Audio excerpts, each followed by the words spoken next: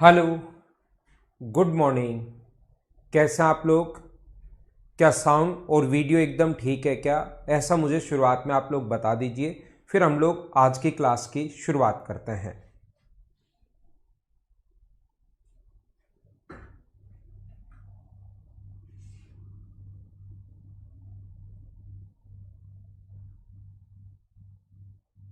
Good morning, good morning. मैं भी एकदम ठीक हूँ राहुल मीणा भाई।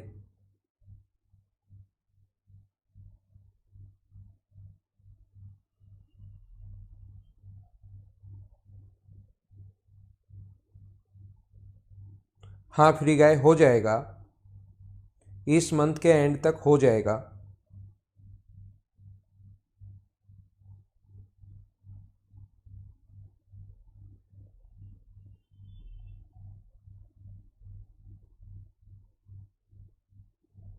ठीक है, तो हम लोग आज शुरुआत करते हैं एक नए चैप्टर की।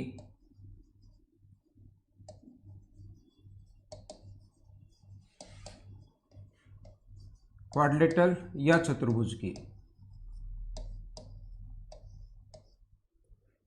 हम लोग क्वाड्रिलेटरल या चतुर्भुज की शुरुआत करते हैं और इसको हम लोग कर लेते हैं, ब्लैक कर लेते हैं।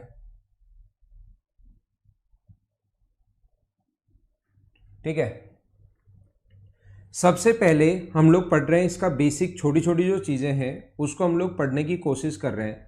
देखना आप लोग, कोई भी क्वाड्रिलेटरल, पहला पॉइंट, कोई भी क्वाड्रिलेटरल अगर अपने पास हो, कोई भी चतुर्भुज अगर अपने पास हो,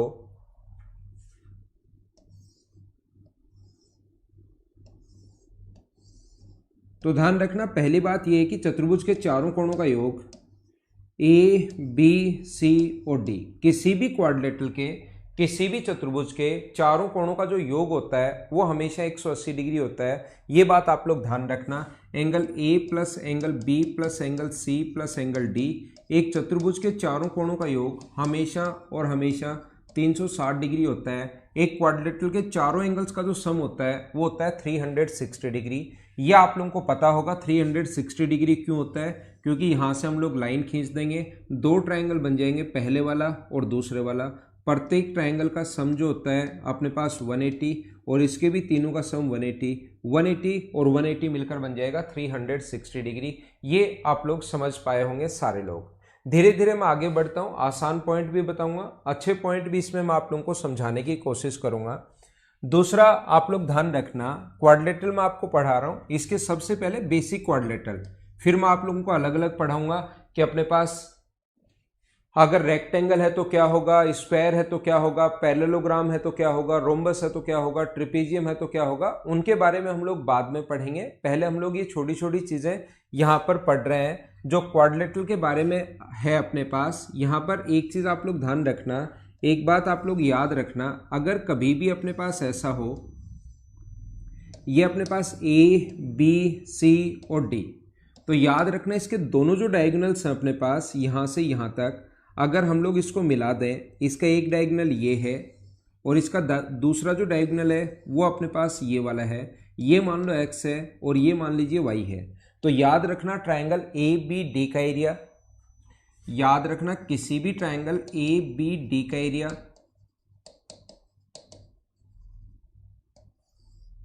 ट्रायंगल ए बी डी का एरिया और सी बी डी का area, triangle C B D का जो एरिया होगा, सी बी डी का एरिया, उसका जो रेशियो होगा अपने पास वही रेशियो होता है जो ये रेशियो है x अपॉन वाई का। यहां पर मान लो इधर वाली साइड अगर a है, ध्यान देना आप लोग, कोशिश करना समझने की मैं क्या बता रहा हूं। ये वाली साइड मान लीजिए a है और ये वाला यहां से यहां तक डायगोनल मान लीजिए b है, ये एक दूसरे को ऊपर काटते हैं, तो इधर वाला डायगोनल a मान लो, इधर वाला b मान लो, तो ट्रायंगल ए बी सी का एरिया, ये बात आपको पता होनी चाहिए, याद होना चाहिए, ट्रायंगल ए बी सी का area, triangle A B C का area upon triangle A D C का area, triangle A D C का एरिया जो होगा अपने पास, वो अपने पास होगा कितना, a अपॉन बी होगा, a अनुपात b होगा। ये इधर वाला a होगा, इधर वाला b होगा, a b c का एरिया और a d c का एरिया ये होगा। ये चीज आप लोग ध्यान रखना, ये याद रखना। अब मैं आपको क्या बता रहा हूं, इस पर बेस्ड क्वेश्चंस आए हैं भाई, और अच्छे क्वेश्चंस आए हैं जिसमें बहुत सारे स्टूडेंट नहीं कर पाते, वो वाले क्वेश्चंस आए हैं। मैं क्या समझाने की कोशिश कर रहा हूं, पहली बात तो मैं ये बता रहा हूं कि ऐसा होता क्यों है, और फिर मैं ये बता रहा हूं कि ऐसे क्वेश्चंस बनता कैसे है। यहां पर याद रखना, अगर हम लोग बात करें इस ऊपर वाले ट्रायंगल की, इसकी हाइट ये मान लो अपने पास एपी है, इसकी हाइट ये एपी मान लो, और इधर वाले की हाइट, एक बार समझाने के लिए मैं आपको बता रहा हूं, इधर वाले की हाइट जो है ये मान लो ये सी क्यू है। हाइट जो है वो हमेशा 90 डिग्री का कोण बनाएगी। इसकी बात कर रहा हूं मैं, ये वाला जो हम लोग प्रूव कर रहे हैं इसकी मैं बात कर रहा हूं। तो मैं ये कह रहा हूं ट्रायंगल ए बी डी का area upon triangle C B D का एरिया।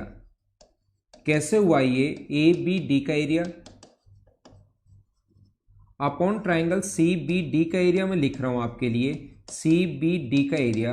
तो मैं यहां पर ये कह रहा हूं किसी भी ट्रायंगल का एरिया का फॉर्मूला जो होता है अपने पास वो मेंसुरेशन, क्योंकि मैंने आप लोगों को शुरुआत में जो स्टूडेंट कुछ लेट आए थे उनको छोड़कर बाकी को मैंने समझाया था कि half into B D into A P, half into ये अपने पास बी डी है, और हाइट जो है अपने पास ये तो बी डी, और हाइट अपने पास इसकी ए पी है, और नीचे भी नीचे वाले ट्रायंगल का ट्रायंगल सी बी डी का जो एरिया होगा वो मुझे बताइए क्या half into B D into half into B D into C Q होगा क्या? आप कहोगे सर बिल्कुल ठीक बोल रहे हो आप लोग, half into B D into C Q होगा। तो हाफ बी डी से हाफ बी डी में काट देता हूं, तो क्या A P upon C Q आ गया क्या? और मुझे आप लोग सारे लोग मिलकर बताइए, देखिए मैं इस ट्रायंगल की बात कर रहा हूं, यहां पर सिर्फ और सिर्फ मैं इस ट्रायंगल की बात कर रहा हूं। एक तो ये वाला ट्रायंगल जिसका कोण 90 डिग्री है, एक तो ये वाला ट्रायंगल जिसका कोण 90 डिग्री है, और एक ये वाला ट्रायंगल जिसका कोण 90 डिग्री है ये वाला। मुझे आप लोग ये बताइए, एक कोण तो 90 डिग्री होने के कारण बराबर है, एक एंगल तो 90 डिग्री होने के कारण बराबर है, और एक वर्टिकली अपोजिट एंगल शीर्षाभिमुख कोण हमेशा बराबर होते हैं। तो मुझे बताइए दो ट्रायंगल के दो एंगल बराबर होते ही दोनों के दोनों ट्रायंगल सिमिलर हो गए, और सिमिलर हो गए तो तीनों भुजाएं समान अनुपात में होंगी। क्या एपी, मुझे आप लोग ये बताइए एपी और सी क्यू का रेशियो क्या वही होगा क्या जो एओ और सीओ का रेशियो है? क्या वही होगा क्या जो पीओ और ओ क्यू का रेशियो है? हाँ ना बताइए, क्या सिमिलरिटी आप लोग जानते हो क्या?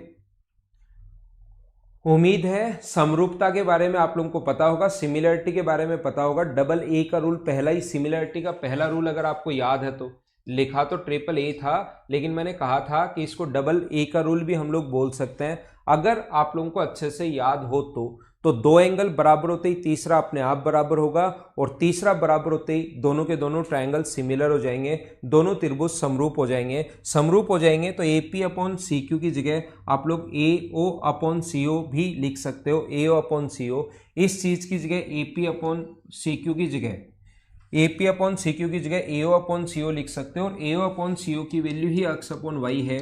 तो ये कैसे प्रूव हम लोगों ने कर लिया, क्या सारे लोग समझ पाए हो क्या?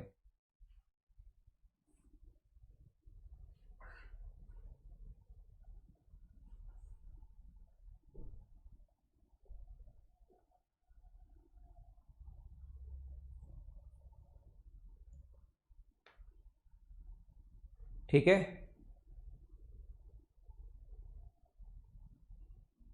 हाँ हर्ष, वो मैं उसी टाइम करवाऊंगा। तो इसमें क्वेश्चन कैसे पूछा जाता है? क्वेश्चन अपने पास इस टाइप से होगा, ऐसे अपने पास कभी भी अगर है इस टाइप से, अगर कभी भी अपने पास है ए बी सी और डी, ये अगर अपने पास कभी भी ऐसा है तो याद रखना साइक्लिक क्वाड्रेटल में ये कोण अगर थीटा होता है तो ये कोण 180 माइनस थीटा होगा। मुझे बताओ ट्रिग्नोमेट्री तो क्या सभी को मैं समझा चुका हूं क्या? ए बी सी और डी मान लो ये साइड है, क्या ट्रिग्नोमेट्री मैंने सभी को समझा दी है? ट्रिग्नोमेट्री सभी को अच्छे से मैंने पढ़ा दी है, ये आपको याद होगा। तो याद रखना साइन थीटा का मान वही होता है जो साइन 180 माइनस थीटा का है। Sine 180 minus theta sine theta ही होता है, ये बात आप लोग ध्यान रखना। Sine 180 minus theta sine theta होता है। पहली बात, जिन लोगों ने मेंसुरेशन नहीं पढ़ा है भाई उनको मैं पढ़ा दूंगा, उनको चिंता करने की जरूरत नहीं है। लेकिन एक चीज अभी आप लोग, क्योंकि कहीं कहीं ये चीजें अगर आती हैं तो ये याद कर लो, ये अगर दो साइड और बीच का कोण अगर दिया हुआ मिले तो एरिया का जो फॉर्मूला होगा वो होगा half into A into B, और उसके बीच का जो कोण लेते हैं वो हम लोग लेते हैं साइन में। ये अपने पास दो साइड ए है, दूसरी साइड बी है और उसके बीच का कोण थीटा है, तो एरिया का जो फॉर्मूला होगा वो हमेशा होता है half into A into B, और उसके बीच का जो एंगल है वो हमेशा साइन थीटा में लेते हैं। ये आप लोग याद रखना। तो अब मैं आपको क्या बता रहा हूं, मैं आपको ये बता रहा हूं, वो कहेगा एक जो ट्राइंगल है वो दूसरे को, एक जो अपने पास है एक डायगोनल दूसरे को इक्वली बाइसेक्ट करता है।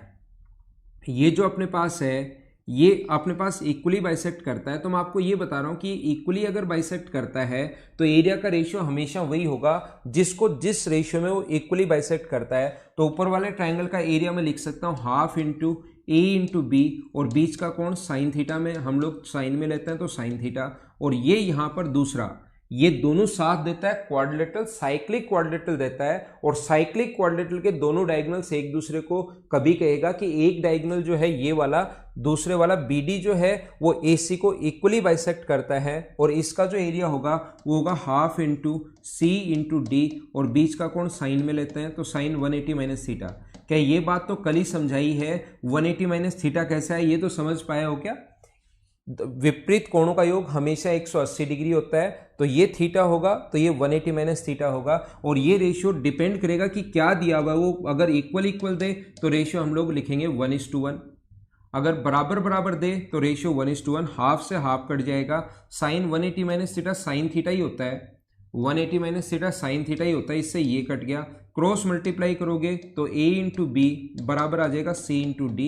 इन चारों में से कोई भी तीन साइड दी हुई मिलेंगी और चौथी आप लोगों से पूछ लेगा, वो कहेगा ये वाली साइड 8 है, ये वाली साइड मान लो 3 है, ये वाली साइड अगर 6 है तो ये वाली साइड बताओ कितनी होगी। ऐसे क्वेश्चन हम लोगों से पूछा जा सकता है। अगर एक डायगोनल दूसरे को इक्वली बाइसेक्ट करता है तो ऐसा क्वेश्चन में लिखेगा, ये बात आप लोग ध्यान रखना। वो रेशियो भी दे सकता है। तो मैंने यहां पर दो चीजें मिक्स की, साइक्लिक क्वाड्रिलेटरल भी ले आया, और क्वाड्रिलेटरल की ये वाली जो प्रॉपर्टी मैंने आपको पढ़ाई ये मैंने यहां पर लगा दी है कि दोनों डायगोनल्स अगर बराबर बराबर हैं, ये अगर बराबर बराबर हैं तो एरिया भी फिर बराबर बराबर होगा, रेशियो आ जाएगा 1:1। अगर यहां पर जो भी रेशियो होता है 2:3 है तो 2:3 लिखेंगे, 4:5 है तो 4:5 लिखेंगे। उम्मीद है कि आपको सेकंड पॉइंट मैंने क्या समझा दिया सारे लोग अच्छे से समझ पाए होंगे इस चीज को। बोलिए एकदम ठीक है क्या?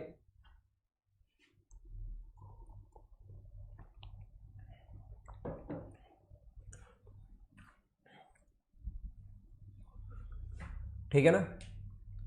तो इस साइक्लिक क्वाड्रिलेटरल में ऐसा क्वेश्चन आया हुआ है मेंस में, आगे भी कभी आपके सामने आ सकता है।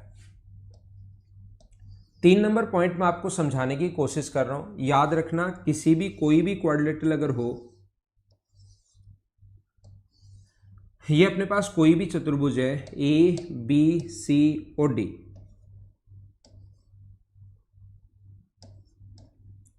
अगर यहां पर इसके जो दोनों डायगोनल्स एक दूसरे को कैसे भी बाइसेक्ट कर सकते हैं, याद रखना ये ऊपर वाला अगर इनको नाम दें हम लोग A, ये A है, ये B है, ये साइड C है और ये साइड D है। इसका एरिया जो है अपने पास A1, इसका एरिया है अपने पास A1, इसका एरिया है अपने पास A2, इसका एरिया है A3 और इसका एरिया है A4। मुझे एक बार ये बताइए, क्या क्लास तो एकदम ठीक चल रही है ना? बीच बीच में आप लोग बताते रहना क्या क्लास एकदम ठीक चल रही है क्या, ऐसा मुझे साथ साथ आप लोग बताते रहना। तो हम लोग लिख सकते हैं A1 इंटू A3, हम लोग लिख सकते हैं A1 इंटू A3 बराबर होगा अपने पास A2 इंटू A4 के। A1 इंटू A3, यहां से A1 इंटू A3 बराबर होता है A2 इंटू A4 के। ये अपने पास इसकी क्वाड्रिलेटरल की प्रॉपर्टी है जो आप लोगों को पता होना चाहिए, जो आप लोगों को ध्यान होना चाहिए। ठीक है, यहां पर ऐसा होता क्यों है ये चीज मैं समझाने की कोशिश करता हूं कि ऐसा क्यों हुआ। याद रखना, ये कोण अगर थीटा है, ये वाला एंगल अगर थीटा है तो ये वाला जो एंगल होगा ये वर्टिकली अपोजिट एंगल बराबर होता है, ये भी थीटा होगा। और ये एक स्ट्रेट लाइन पर बना एंगल ये है तो ये वाला एंगल जो होगा वो 180 माइनस थीटा होगा। ये वाला जो एंगल होगा वो 180 माइनस थीटा होगा, और ये 180 माइनस थीटा है तो ये वाला एंगल भी 180 माइनस थीटा होगा। वर्टिकली अपोजिट एंगल बराबर होता है, और एक स्ट्रेट लाइन पर बना एंगल 180 होता है। एक को मैंने थीटा मान लिया तो इधर वाला 180 माइनस थीटा, थीटा है तो सामने वाला थीटा, और ये 180 minus theta. Madan Yadav diagonal equally bisect कैसे करेंगे वो लिख कर देगा, यहां पर लिख कर देगा कि इक्वली बाइसेक्ट करते हैं, ऐसा क्वेश्चन में देगा। नहीं तो हमारे पास लिखा हुआ मिलेगा इक्वली बाइसेक्ट नहीं करते तो ये लिखा हुआ मिलेगा रेशियो 2:3 है, कुछ तो देगा ना वो। तो रेशियो 2:3 है तो हम लोग यहाँ पर 2:3 लिख लेंगे, 5:7 है तो यहाँ पर 5:7 लिख लेंगे। ऐसा क्वेश्चन में गिवन होगा। जो आया हुआ क्वेश्चन है आज तक उसमें ऐसा आया हुआ है कि ये दोनों बराबर बराबर हैं, इक्वली हैं, इसलिए वो एग्जाम्पल लेकर मैंने समझा दिया। बाकी वो 2:3 भी दे सकता है, 3:4 भी दे सकता है, 5:7 भी दे सकता है। ये क्वेश्चन में गिवन होगा, ये आप लोग ध्यान रखना। देखिए तो मैंने क्या बताया आपको, क्या समझाने की कोशिश की। मैं आपको ये बता रहा हूं इस वाले ट्रायंगल का ये A1 यहां पर एरिया है। क्या हम लोग लिख सकते हैं क्या कि A1 बराबर, हम लोग ये लिख सकते हैं A1 बराबर half into A into B, half into A into B, और उसके बीच का कोण हमेशा लिखते हैं साइन थीटा में। A2 बराबर अपने पास होगा हाफ इंटू, A2 बराबर अपने पास होगा हाफ इंटू बी इंटू सी, और बीच का कोण लिखते हैं साइन थीटा में। साइन 180 माइनस थीटा, याद रखना ये 180 माइनस थीटा है, और साइन 180 माइनस थीटा जो होगा वो मैं बताना चाहता हूँ साइन थीटा ही होता है। ट्रिग्नोमेट्री तो मैं आपको सभी लोगों को पढ़ा चुका हूँ, ये मैंने आप लोगों को बता दिया था। तो मैं आपको क्या कह रहा हूँ, A3 बराबर कितना होगा अगर मैं आपसे पूछूं तो A3 बराबर होगा half into C into D, और बीच का कोण लेते हैं साइन में साइन थीटा। और A4 बराबर अगर मैं आपसे पूछूं तो आप कहोगे half into A into D, और बीच का कोण लेते हैं साइन में, और sine 180 minus theta sine theta होता है।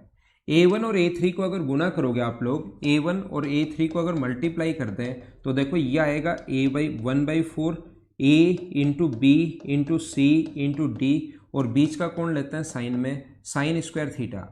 अगर हम लोग A2 और A4 को अगर इंटू करें, A2 और A4 को, तो ये होगा 1/4 into A into B into C into D, और बीच का कोण लेते हैं साइन में साइन स्क्वायर थीटा, और ये दोनों बराबर बराबर है। देखो हाँ 1/4 ABCD sine square, 1/4 ABCD sine square. उम्मीद है सारे लोग समझ पाए होंगे कि ये कहाँ से कैसे आया। पॉइंट नंबर 3 क्वाड्रिलेटरल, क्या सारे लोग समझ पाए हो क्या?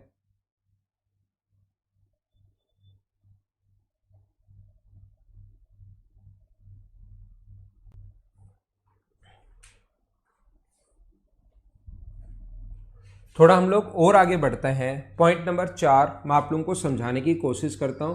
पॉइंट नंबर 4 ये याद रखना, A1 इंटू A3 बराबर होगा A2 इंटू A4 के। और 4 नंबर जो पॉइंट है वो अपने पास इस प्रकार से है कि अगर कभी भी ऐसा अपने पास हो, कोई भी क्वाड्रिलेटरल है ABCOD, ये पिछले दिनों सीपीओ में बहुत आया था ये क्वेश्चन, याद रखना ABCOD इस एंगल का बाइसेक्टर और इस एंगल का बाइसेक्टर अगर P पर मिलता है, एंगल बाइसेक्टर है ये,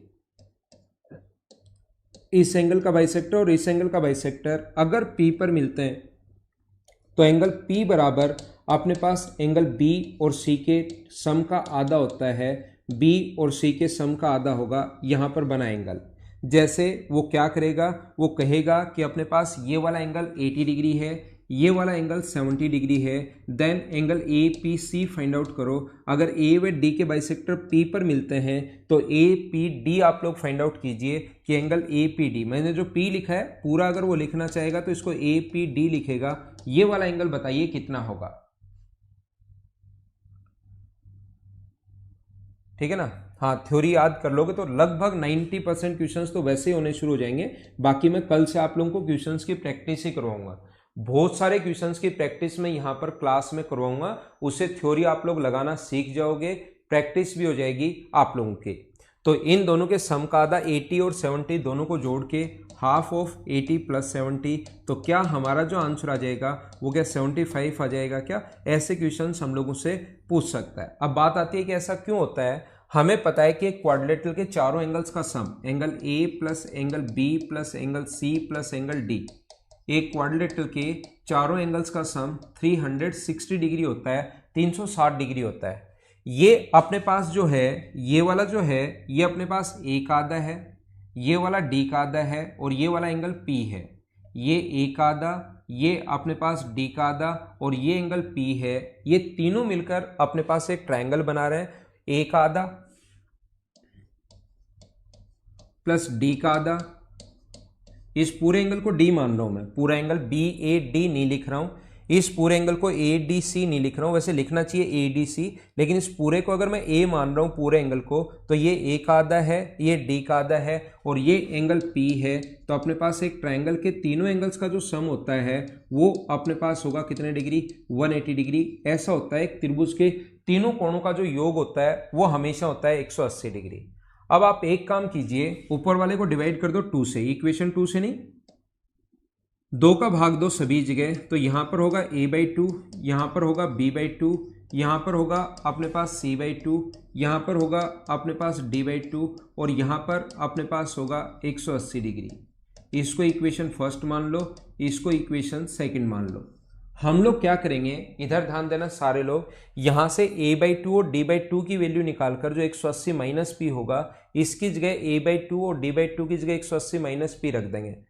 नहीं तो आप एक काम करो, ये भी देखिए 180 के बराबर है इक्वेशन फर्स्ट, और ये भी 180 के बराबर है, तो क्या इन दोनों को हम लोग इक्वल रख सकते हैं क्या? जल्दी आंसर आ जाएगा। बाकी करना चाहो तो यहां से a/2 और d/2 की वैल्यू ऊपर से निकाल कर चाहे इसमें रख दो, इससे निकाल कर चाहे ऊपर रख दो, लेकिन हम लोग क्या करेंगे, ये भी 180 के बराबर है और ये भी 180 के बराबर है, तो दोनों को इक्वल रख दीजिए। यहां पर a/2 प्लस अपने पास b/2 प्लस अपने पास c/2 प्लस एंगल d/2 बराबर होगा a/2 होगा, d/2 होगा और अपने पास एंगल p होगा। तो a/2 से a/2 कट जाएगा, d/2 से d/2 कट जाएगा, तो 2 अगर एलसीएम ले लें तो angle b plus C angle p के बराबर, क्या यही आ गया क्या? और यही हमें प्रूव करना था। क्या सारी बात सारे लोग अच्छे से समझ पाए हो क्या? हाँ ना बोलिए, क्या एकदम ठीक है क्या? तो ऐसा क्वेश्चन अपने पास आ सकता है, ये बात आप लोग ध्यान रखना, इस चीज को आप लोग याद रखना। थोड़ा सा हम लोग और आगे बढ़ते हैं और अगला पॉइंट मैं आपको समझाता हूं, पॉइंट नंबर 5।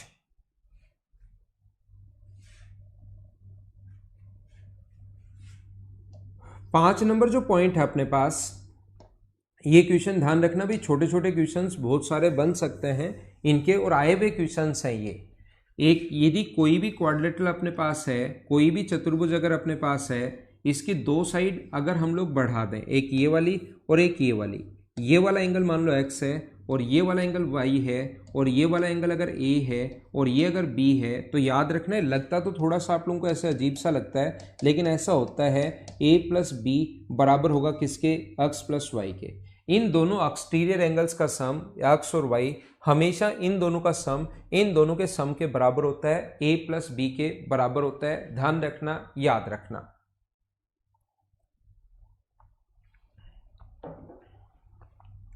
तो यहां पर अपने पास क्या है, ये वाला जो एंगल होगा वो क्या अपने पास 180 माइनस वाई होगा क्या, और ये वाला जो एंगल होगा वो अपने पास होगा 180 माइनस एक्स। एक चतुर्भुज के चारों कोणों का योग, एक क्वाड्रिलेटरल के चारों एंगल्स का जो सम होता है 1, 2, 3 और 4, एक क्वाड्रिलेटरल के चारों एंगल्स का जो सम होता है वो अपने पास होता है 360 डिग्री। तो अपने पास a plus 180 minus X plus B plus 180 minus Y, straight line पर बना एंगल 180, तो बाहर वाला y है तो अंदर वाला 180 माइनस वाई, एक्स है तो 180 माइनस एक्स। और एक चतुर्भुज के चारों कोणों का जो योग होता है वो हमेशा कितने डिग्री होता है, 360 डिग्री होता है। तो 180 और 180 360 आगे जाके माइनस होगा, कट जाएगा, तो इधर बचेगा a प्लस बी और ये माइनस के आगे जाकर प्लस हो जाएंगे। यही हमें प्रूव करना था। देखो कितना आसान है। तो थोड़ा सा अगर आप लोग कोशिश करोगे तो ये सारी चीजें हो जाएंगी, ये आप लोग याद रखना, इस चीज को आप लोग ध्यान रखना। अगला पॉइंट मैं आप लोगों को पढ़ाता हूं, पॉइंट नंबर 6। नेक्स्ट जो पॉइंट है, पॉइंट नंबर 6, वो क्या है, वो अपने पास ऐसा है, यदि किसी क्वाड्रिलेटरल के दोनों डायगोनल्स 90 डिग्री पर काटें, ध्यान रखना स्पेशल कंडीशन है ये, अगर काटें जरूरी नहीं हमेशा नहीं काटते, लेकिन किसी भी क्वाड्रिलेटरल के दोनों डायगोनल्स जो हैं वो अगर एक दूसरे को 90 डिग्री पर अगर काटें तो याद रखना, अगर 90 डिग्री पर इंटरसेक्ट करें तो याद रखना अपोजिट साइड्स के सम का square A B square plus C D square, A B square plus C D square, A B square plus C D square बराबर होगा किसके, A D square plus B C square के,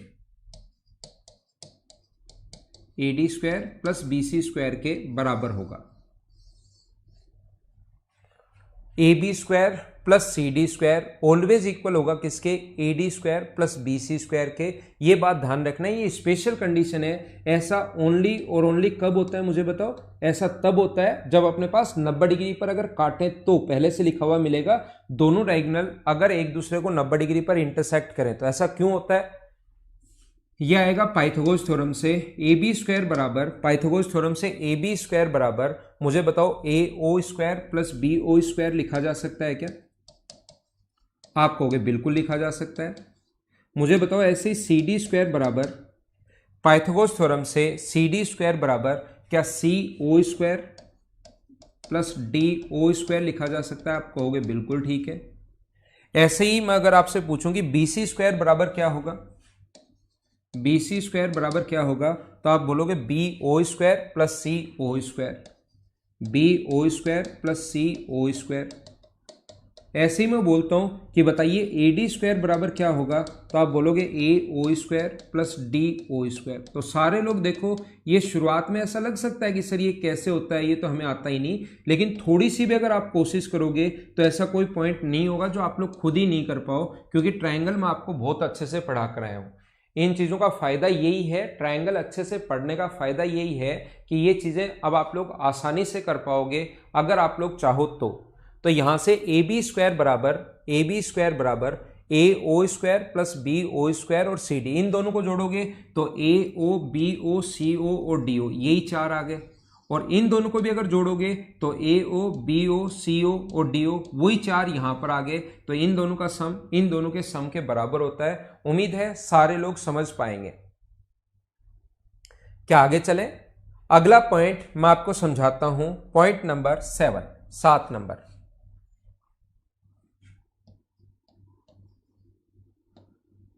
सात number जो point अपने पास है, point number 7, वो मैं समझाने की आपको कोशिश कर रहा हूं।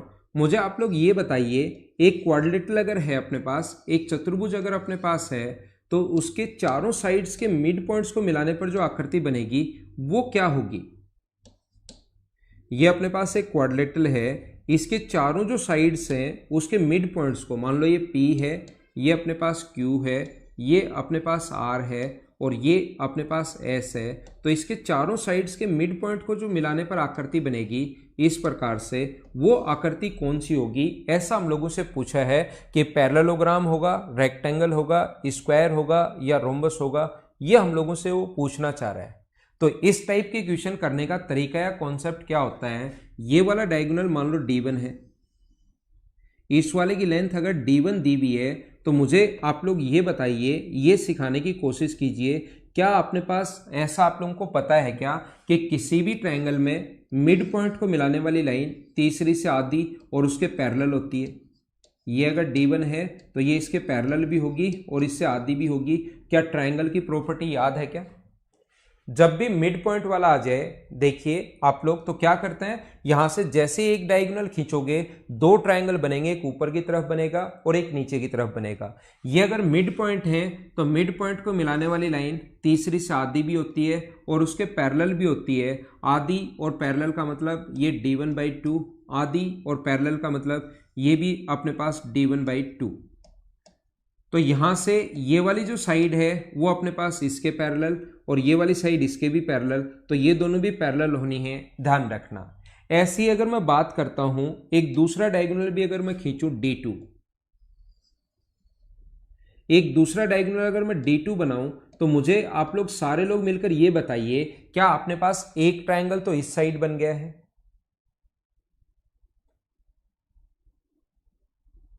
ये ऐसा आएगा यहां पर, बोलिए ठीक है क्या। नहीं मुबिन खान भाई, समझो पहले मुझे आप लोग ये बताइए, यहां पर इस ग्रीन वाले के लिए अगर मैं बात करूं तो एक ट्रायंगल इस साइड है, तो ये भी अपने पास d2/2 होगा, ये अपने पास d2/2 होगा, और ये भी अपने पास कितना होगा, d2/2 होगा। तो याद रखना अपोजिट साइड बराबर और पैरेलल, अपोजिट साइड बराबर और पैरेलल है, तो ये जो बन जाएगा अपने पास, हम लोग एंगल के बारे में कुछ बता ही नहीं पा रहे हैं, तो ये जो बनेगा ये बन जाएगा पैरेललोग्राम या समांतर चतुर्भुज। याद रखना अपोजिट साइड बराबर और पैरेलल है, सिर्फ इतना ही अगर आप लोगों को पता है, अपोजिट साइड बराबर और पैरेलल हैं, सिर्फ और सिर्फ इतनी ही बात अगर पता है, और एंगल के बारे में अगर आपको कुछ भी नहीं पता, तो इसका मतलब आप लोग आंसर रेक्टेंगल नहीं दोगे। याद रखना पहले आपका आंसर क्या होगा, पैरेललोग्राम या रोम्बस जो है वो पहले आप लोग आंसर दोगे। ये चीज आप लोग ध्यान रखना, इसको आप लोग याद रखना,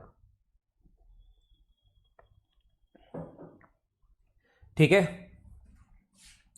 तो ये थे सबसे पहले जो अपने पास क्वाड्रिलेटरल है, उसके मैंने पढ़ाया आप लोगों को 4 पॉइंट मैंने बताने की कोशिश, 7 पॉइंट बताने की कोशिश की कि कोई भी क्वाड्रिलेटरल अगर आ जाए तो ये 7 पॉइंट तो प्रत्येक क्वाड्रिलेटरल में लगेंगे ही लगेंगे। ये जो 7 पॉइंट हैं, ये तो जितने भी क्वाड्रिलेटरल होंगे अपने पास, जितने भी मैं आगे पढ़ाऊंगा उन सभी में 7 पॉइंट तो लगेंगे ही लगेंगे, बस थोड़ा थोड़ा चेंज होता जाएगा। जैसे स्क्वायर में मिड पॉइंट को अगर मिला दिया जाए तो फिर अपने पास वहां पर स्क्वायर के मिड पॉइंट को मिला दिया जाए तो वो स्क्वायर ही बनेगा, रोम्बस में जो बनेगा वो रोम्बस ही बनेगा। तो उस टाइप की जो चीज, रोम्बस में अपने पास रेक्टेंगल बनेगा, सॉरी। तो इस टाइप की चीजें मैं अलग अलग के लिए क्या होंगी वो मैं अब समझाऊंगा। ये एक बार समझा दिया कि कोई भी क्वाड्रिलेटरल जिसका कोई नाम नहीं आए, ऐसे ही कोई चतुर्भुज अगर आ जाए तो उसको हम लोग कैसे करते हैं, ये बात मैंने सबसे पहले आप लोगों को समझाने की कोशिश की। ये पॉइंट कितना हुआ, 7। एक और पॉइंट इसमें जो है 7, एक 8 नंबर पॉइंट और है इसमें, टोटल 8 पॉइंट है। उसके बाद हम लोग आगे पढ़ते हैं। 8 नंबर में ध्यान रखना, अपने पास कोई भी चतुर्भुज अगर अपने पास है, कोई भी क्वाड्रिलेटरल अगर है, इसमें इनके डायगोनल्स जो मिलते हैं, मान लो ओ पर मिलते हैं, ABCD, कोई भी क्वाड्रिलेटरल अपने पास है, कोई भी जिसका फिक्स नाम नहीं दिया हुआ, ये चीज ध्यान रखना। और मैं आपको ये बताना चाह रहा हूं, फर्स्ट पॉइंट तो ये था भाई, फर्स्ट पॉइंट चतुर्भुज के चारों कोणों का योग 180 डिग्री। मुबीन आपने 4, 5, 6 बार लिख दिया कि सर फर्स्ट पॉइंट बताना। फर्स्ट पॉइंट तो मैंने ये बताया था कि चतुर्भुज के चारों कोणों का योग 360 डिग्री, पहला पॉइंट यही था अपना सिर्फ। तो देखिए मैं आपको बताना ये चाह रहा हूं, कभी अगर इनके मिड पॉइंट्स को मिलाने पर एक चतुर्भुज अगर बने, P Q किसका मिड पॉइंट है, AC का मिड पॉइंट नहीं है, AO का मिड पॉइंट है। ये क्वेश्चन भी ध्यान रखना भी आ चुका है। तो याद रखना PQRS का जो परिमाप होगा, यहां पर अपने पास PQRS का जो परिमाप होगा वो टोटल ABCD का जो परिमाप है उसका आधा होगा। याद रखना मैं क्या बता रहा हूं, ये जो क्वाड्रिलेटरल है अपने पास PQRS का परिमाप, पेरीमीटर हाफ होगा किससे, क्वाड्रिलेटरल ABCD के पेरीमीटर से, क्वाड्रिलेटरल ABCD का पेरीमीटर। ये अपने पास मैं ये बता रहा हूं, ये सिखाने की कोशिश कर रहा हूं कि अपने पास PQRS का जो परिमाप होगा वो ABCD का जो पेरीमीटर है उससे हाफ होगा। अब बात आती है कि हाफ क्यों होगा, हाफ इसलिए होगा, मुझे बताइए, ये साइड A है, ये साइड B है, ये साइड C है और ये साइड अगर D है, तो मिड पॉइंट को मिलाने वाली लाइन, ये अगर अपने पास मिड पॉइंट को मिलाने वाली लाइन क्या तीसरी से आधी और उसके पैरेलल होगी, क्या आधी और पैरेलल होगी। ये C है तो ये C/2 होगी और ये D है तो ये D/2 होगी। तो ये तो परिमाप होगा A + B + C + D, और इसका परिमाप होगा A/2 B/2 C/2 और D/2। दो अगर कॉमन लोगे तो half A + B + C + D हो गया, तो इसलिए उसका आधा होता है। सबसे पहले ये आप लोग ध्यान रखना। दूसरा मैं आप लोगों को ये समझा रहा हूं, मुझे आप लोग ये बताइए, मिड पॉइंट को मिलाते ही देखना आप लोग, ये इंपॉर्टेंट चीजें हैं जो मैं आपको पहले ही पढ़ा कर आ गया हूं, लेकिन ये अप्लाई नहीं कर पाओगे आप।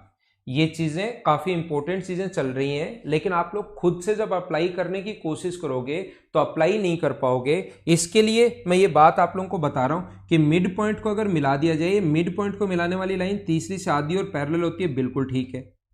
पैरेलल होते ही दोनों ट्रायंगल सिमिलर हो गए, तो छोटे वाला ट्रायंगल और बड़े वाले ट्रायंगल के साइड का जो रेशियो है वो अपने पास होगा 1:2।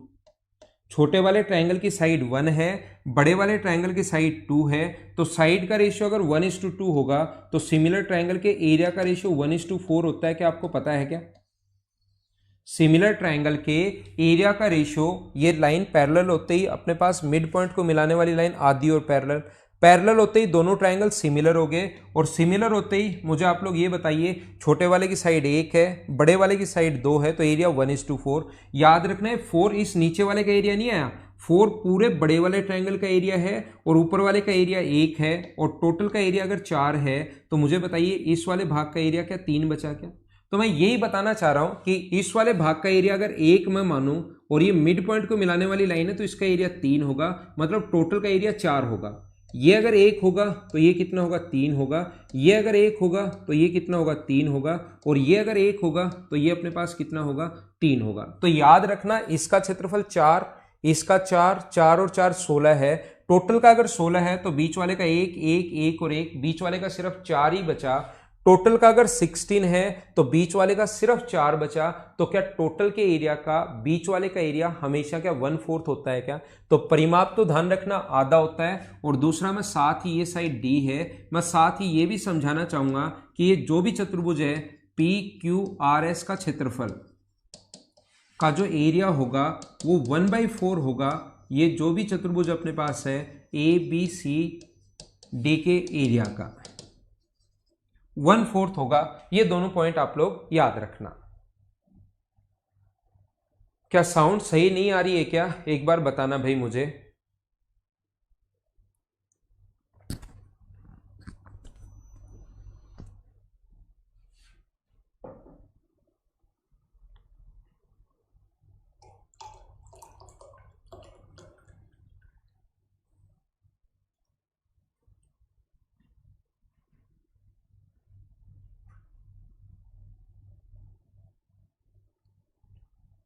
साउंड ठीक है, सही आ रही है? ठीक है, तो अब हम लोग आगे बढ़ते हैं और मैं यहां से आप लोगों को, अब हम लोग 4 पॉइंट यहां से पढ़ने वाले हैं। एक हम लोग पढ़ेंगे रेक्टेंगल के बारे में,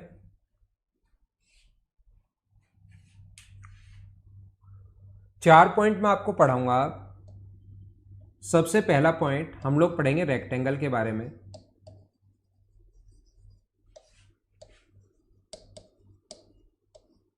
आयत के बारे में। पहले पेज पर हम लोग यही पढ़ेंगे रेक्टेंगल या आयत के बारे में। दूसरा जो पॉइंट हम लोग पढ़ने वाले हैं, सेकंड पॉइंट यहां पर, वो हम लोग पढ़ेंगे स्क्वायर के बारे में, स्क्वायर या वर्ग के बारे में। तीसरा जो पॉइंट मैं आपको इसमें पढ़ाने वाला हूं, थर्ड पॉइंट, वो मैं आपको पढ़ाने वाला हूं पैरेललोग्राम।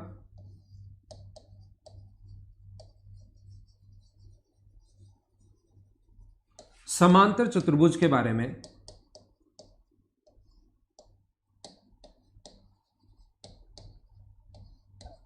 और चौथा जो पॉइंट हम लोग पढ़ने वाले हैं वो हम लोग पढ़ने वाले हैं रोम्बस के बारे में।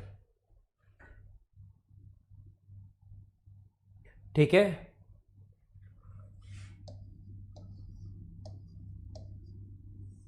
चौथा जो पॉइंट हम लोग पढ़ने वाले हैं वो हम लोग पढ़ने वाले हैं रोम्बस या समचतुर्भुज के बारे में। तो आप लोग पेन और कॉपी साथ लेकर बैठना और जो जो पॉइंट मैं आपको बताता जाऊं उसको साथ साथ आप लोग लिखते चलना। जब भी नोटबुक आप लोग साथ लेकर बैठो, ये चारों पॉइंट अगर एक साथ आप लोग पढ़ोगे तो ही आपको समझ में आएंगे, अलग अलग पढ़ोगे तो आपको समझ में नहीं आएंगे। नोटबुक जो आपके पास ऐसे है, या तो एक पेज लो और यहां पर इस टाइप से लिखो, इस रेक्टेंगल, स्क्वायर, पैरेललोग्राम, रोम्बस एक साथ, या कॉपी को आप लोग ऐसे कर लो और ऐसे चारों पॉइंट आप लोग एक साथ लिखना, जिससे आपका मतलब 5 मिनट में देखना पूरा रिवीजन हो जाएगा। मुझे पढ़ाने में तो थोड़ा टाइम लगेगा, लेकिन वापस जब पढ़ोगे इसके जो पॉइंट है 10 पॉइंट मैं बताऊं या 11 12 13 जितने भी पॉइंट मैं आपको बताऊं उसका वापस से रिवीजन एक साथ हो जाएगा। सबसे पहली बात कि रोम्बस होता क्या है। ऐसी कोई भी आकृति, साथ साथ भाई मैं मिटाता भी जाऊंगा समझाने के बाद, ऐसी कोई भी आकृति जिसकी चारों साइड अपने पास इक्वल हो लेकिन प्रत्येक कोण 90 डिग्री नहीं हो। चारों साइड इक्वल तो हो लेकिन प्रत्येक कोण 90 डिग्री नहीं होता, उस चीज को, उस क्वाड्रिलेटरल को, जैसे शुरुआत में मैंने बताया था हर चीज को फिर हम लोग स्पेशल नाम देते हैं। तो ऐसा कोई भी क्वाड्रिलेटरल, चार साइड है तो क्वाड्रिलेटरल हो गया। अब लेकिन हमने देखा कि ये क्वाड्रिलेटरल जो था, कुछ क्वाड्रिलेटरल ऐसे हैं जिसकी चारों साइड बराबर हैं, तो फिर एक सही नाम दे दिया इसका नाम दे दिया हम लोगों ने रोम्बस। ऐसा कोई भी क्वाड्रिलेटरल जिसके अपोजिट साइड बराबर और पैरेलल है, ऐसा कोई भी क्वाड्रिलेटरल जिसके अपोजिट साइड बराबर और पैरेलल अगर है तो इस चीज को हम लोग बोलते हैं पैरेललोग्राम या समांतर चतुर्भुज। जिसके अपोजिट साइड बराबर और पैरेलल है, चारों कोण 90 डिग्री नहीं है, ध्यान रखना चारों जो एंगल हैं वो 90 डिग्री नहीं है, 90 डिग्री नहीं है और 90 डिग्री नहीं है। हाँ सुशील मैं बता दूंगा आपको, रुको तो सही आप थोड़ी देर। ये उनमें जो पहले प्रॉपर्टी 8 प्रॉपर्टी मैंने बताई हैं वो इनमें सभी में लग भी सकती हैं, लेकिन उनका फिर स्पेशल रूल भी बन जाएगा। जैसे मैं बोलूं कि स्क्वायर के अंदर, तो स्क्वायर के अंदर आप ये जो स्क्वायर होता है उसके अंदर की तरफ चारों साइड के मिड पॉइंट को मिलाने पर बनी जो आकृति होगी वो अपने पास फिर स्क्वायर हो जाएगी। ये जो वहां पर जैसे अपने पास पैरेललोग्राम था ये स्क्वायर हो जाएगी। तो जहां पर चेंज होती है वो चीज मैं आप लोगों को बता दूंगा। जैसे वहां पर मैंने क्वाड्रिलेटरल में समझाया था कि यहां पर A1 into A3, A1 A2 A3 A4, सुशील मैं आपको समझा रहा हूं भाई, आपके क्वेश्चन का रिप्लाई कर रहा हूं, लेकिन यहां पर मैं थोड़ी देर बाद सिखा दूंगा कि अगर स्क्वायर हुआ तो इसमें चारों इक्वल ही होते हैं, स्क्वायर अगर हुआ तो ये चारों बराबर बराबर ही हो जाएंगे, तो उसमें वो प्रॉपर्टी याद रखने की जरूरत है नहीं आपको, ठीक है ना। तो मैं बताते चलूंगा आपको, सिखाते चलूंगा एक बार, मुझे लेकिन शुरुआत का जो पॉइंट है वो थोड़े से समझाने दो। स्क्वायर का जो प्रत्येक चारों साइड इक्वल होती हैं और अगर ईच एंगल 90 डिग्री भी हो जाए। किसी बच्चे ने पूछा कि सर चारों साइड बराबर नहीं है, तो टीचर ने बताया कि इसका नाम रोम्बस है। तो किसी बच्चे ने हाथ ऊपर किया बचपन में जब 3rd 4th की क्लास में। अब ये ऐसे क्वेश्चंस कंपटीशन में तो बच्चा नहीं पूछता, लेकिन एक बच्चे ने पूछ लिया कि सर आप मना कर रहे हो कि प्रत्येक कोण 90 डिग्री नहीं होना चाहिए, तब तो हम लोग बोलते हैं रोम्बस, लेकिन आप अगर मुझे ये बताओ प्रत्येक कोण 90 डिग्री होगा तो क्या नाम होगा। तो टीचर ने उसको बताया, समझाने की कोशिश की, अगर चारों साइड 90 डिग्री हैं, चारों साइड इक्वल हैं और चारों एंगल अगर 90 डिग्री के हैं तो फिर उस चीज का स्पेशल नाम क्या होता है, इसको स्क्वायर या वर्ग। वैसे क्वाड्रिलेटरल तो है ही, चतुर्भुज तो अपने पास है ही। और इससे पहले अपने पास ये वाला पॉइंट रेक्टेंगल, अगर अपोजिट साइड बराबर और पैरेलल है तो पैरेललोग्राम, प्रत्येक कोण 90 डिग्री नहीं है तो पैरेललोग्राम, लेकिन अगर प्रत्येक कोण 90 डिग्री हो गया, ईच एंगल अगर 90 डिग्री हो गया है, तो मुझे आप लोग बताइए अपोजिट साइड अपने पास यहाँ पर ये दोनों साइड बराबर नहीं है, याद रखना, तो अपने पास इस चीज को बोलते हैं रेक्टेंगल या आयत। ये पैरेललोग्राम में अपोजिट साइड बराबर और पैरेलल होती है, प्रत्येक कोण 90 डिग्री नहीं हो तो समांतर चतुर्भुज या पैरेललोग्राम, वहीं 90 डिग्री अगर आ जाए तो रेक्टेंगल या आयत। अब इनकी मैं एक एक प्रॉपर्टी पकड़ते चलता हूं, समझाते चलता हूं और साथ साथ मुझे इनको मिटाना भी पड़ेगा, ध्यान रखना। याद रखना जो अपने पास सबसे पहली प्रॉपर्टी ये है कि इसके जो दोनों डायगोनल्स होते हैं वो इक्वल होते हैं। ये वाली साइड अगर A है, ये B है, ये A है, ये अपने पास B है, तो ध्यान रखना पहली प्रॉपर्टी अपने पास किसी भी रेक्टेंगल की ये है कि दोनों जो डायगोनल्स होंगे, यहां से यहां तक की दूरी को हम लोग डायगोनल बोलते हैं, तो इसका डायगोनल D1 बराबर होगा D2 के। ये चीज आप लोग ध्यान रखना। क्यों होगा? क्योंकि पाइथागोरस थ्योरम से ये वाली साइड अपने पास A और B है, तो पाइथागोरस थ्योरम से इसकी जो लेंथ होगी वो A² + B² रूट के अंदर। ऐसे ही अगर दूसरा डायगोनल आप लोग D2 की अगर मैं बात करूं, दूसरा डायगोनल अगर निकालना चाहते हो तो ये अपने पास वही कोण 90 डिग्री होता है और ये अपने पास A है, ये अपने पास B है। पाइथागोरस थ्योरम से ये तो अपने पास सेम ही आना है, ये आप लोग ध्यान रखना, इसको आप लोग याद रखना। अक्सर सिर्फ आपके पास ही नहीं आ रही भाई, बाकी लोगों के पास बिल्कुल ठीक साउंड आ रही है, ठीक है ना। अक्षत साउंड सिर्फ और सिर्फ आपके पास नहीं आ रही भाई, बाकी लोगों के पास ठीक आ रही है और मेरी तरफ से एकदम ठीक बता रहा है, साउंड की एकदम सही है ऑडियो इनपुट।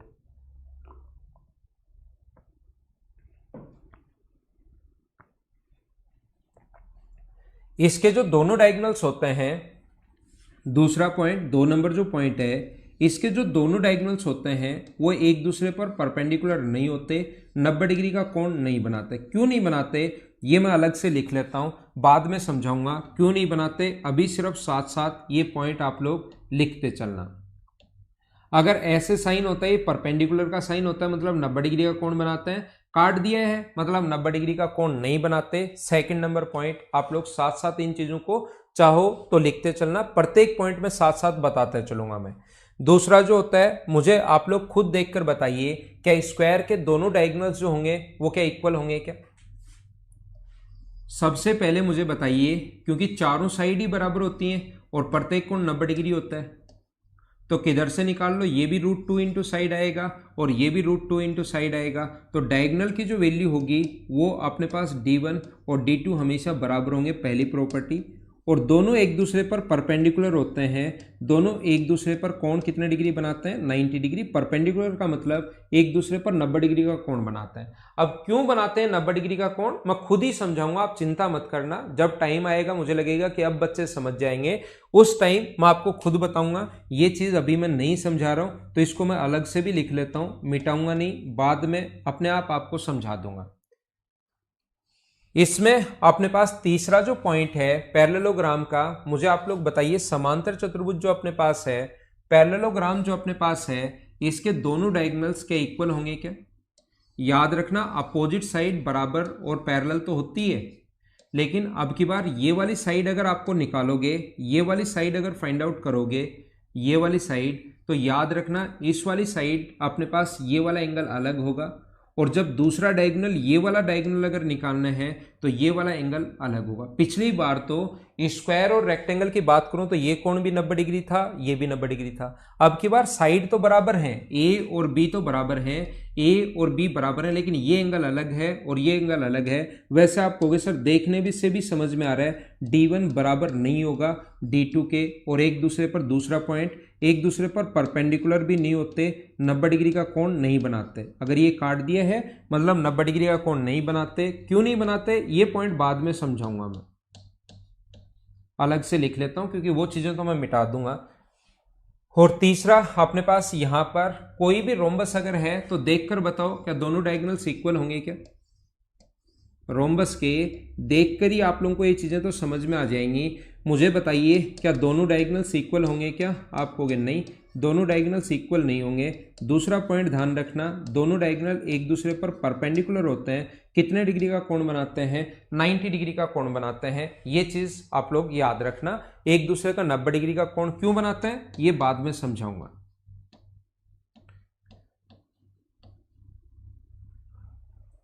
आइए तीसरे पॉइंट की तरफ, ऐसे एक एक पॉइंट मैं आपको समझाता जाऊंगा और साथ साथ आगे मैं बढ़ता जाऊंगा। वापस आ जाते हैं इसी पर, ये दोनों आपने लिख लिए होंगे, ये आगे चलते हैं धीरे धीरे। सबसे पहले आसान आसान पॉइंट मैं आपको लिखवाते चलता हूं और इसके सारे के सारे पॉइंट आप लोग लिख लेना। क्वाड्रिलेटरल, सारे क्वाड्रिलेटरल आप लोग 10 मिनट में रिवाइज कर सकते हो। एग्जाम के पहले वाले दिन अगर रिवाइज करना पड़े तो 5, 7, 8, 10 मिनट में ही क्वाड्रिलेटरल सारे रिवाइज हो जाएंगे। इस टाइप से अगर आप लोग लिख लोगे तो। कल की क्लास में मैंने आप लोगों को पढ़ाया था, क्या पढ़ाया था? सर्किल। सर्किल भी आप लोग ज्यादा से ज्यादा 8 या 10 मिनट में रिवाइज कर सकते हो। सर्किल की तो प्रॉपर्टी याद ही होगी। सबसे पहले हम लोगों ने आर्क के बारे में समझा था जिसकी 3 प्रॉपर्टी थी, फिर हम लोगों ने कोड के बारे में समझा था जिसकी 6 या 7 प्रॉपर्टी थी, और फिर हम लोगों ने टेंजेंट के बारे में समझा था जिसकी 10, 12 या 13 प्रॉपर्टी थी। क्या टोटल उसमें तो 20 या 25 प्रॉपर्टी हैं, टोटल ही 22-23 प्रॉपर्टी हैं। क्या वो तो याद होगी क्या? अलग अलग याद रखना, 3 ये आर्क की हैं, ये अपने पास 6 या 7 कोड की हैं, और फिर 12-13 जो थी वो टेंजेंट की थी। इतनी प्रॉपर्टी थी। सर्किल बार बार अगर पढ़ोगे तो आप लोग, लेकिन वो अप्लाई तब कर पाओगे जब तक क्वेश्चंस नहीं करोगे, तब तक अप्लाई नहीं कर पाओगे।